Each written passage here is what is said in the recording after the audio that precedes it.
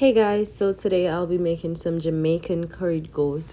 The seasonings I'll be using today are escallion, onion, thyme, scotch bonnet pepper, allspice, bell peppers, and you could go ahead and use the powdered seasonings of your choice. I'm gonna go ahead and season that, allow it to marinate for up to 4 to 8 hours.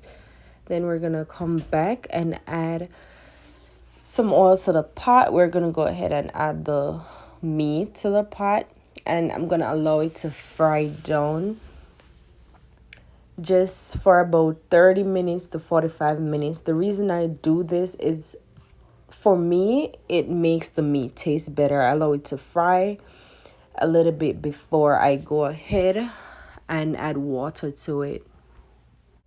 Now that it has this nice golden color, I'm now gonna go ahead and add my water to it and allow it to slow cook.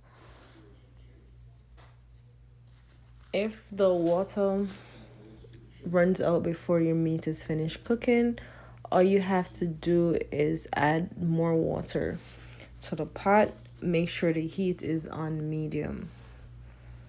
Then you could go ahead and add your Irish potatoes for thickness of the sauce.